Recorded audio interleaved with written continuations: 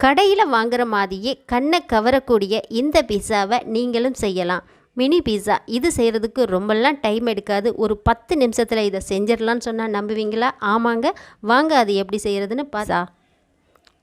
இப்போ பீஸா செய்கிறதுக்கு நம்ம ஆரம்பிச்சிடலாம். இது செய்கிறதுக்கு நான் ஒரு 5 ஸ்லைஸ் பிரெட் எடுத்து வச்சுருக்கேன்.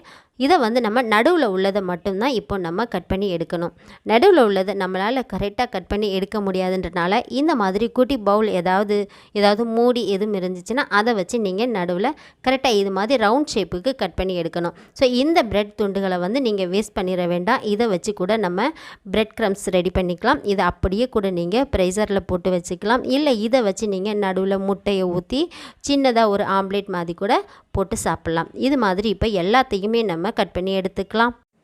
இதை அப்படியே எடுத்து நம்ம ஓரமாக வச்சிடலாம்.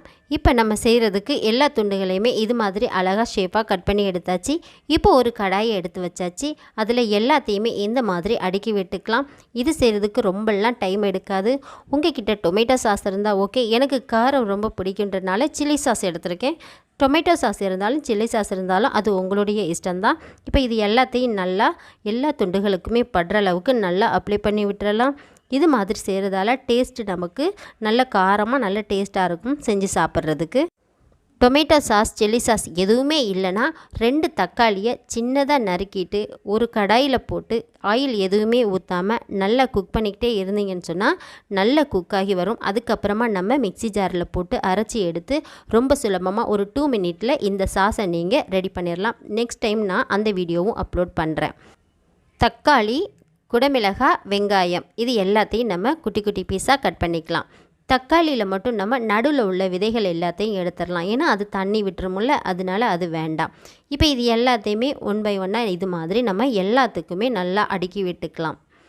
இது மாதிரி எல்லா பக்கமும் நல்லா அடுக்கி விடுங்க. இன்னும் கொஞ்சம் கூட நீங்கள் வெங்காயம், தக்காளி, குடைமிளகாய் சேர்த்துக்கலாம். இப்போ இதுக்கு மேலே கொஞ்சமாக முசரல்லை எடுத்து வச்சுக்கலாம். முசரல்லை நம்ம வீட்டிலேயே கூட ரெடி பண்ணலாம். அது ரொம்ப சுலபமாக செஞ்சிடலாம்.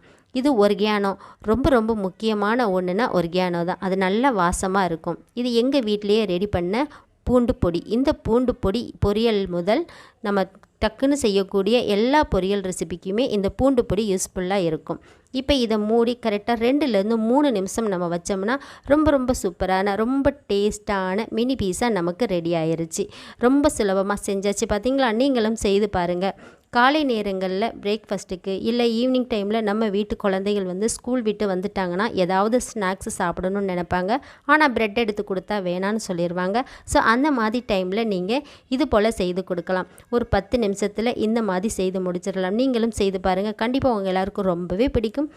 பிடிச்சிருந்தால் லைக் அண்ட் ஷேர் பண்ணுங்கள். தொடர்ந்து குக் வித் ஆயிஷாவுக்கு உங்களுடைய ஆதரவை கொடுங்க. நெக்ஸ்ட் ஒரு சூப்பரான வீடியோவோட மீட் பண்ணலாம். அது வரைக்கும் பாய்.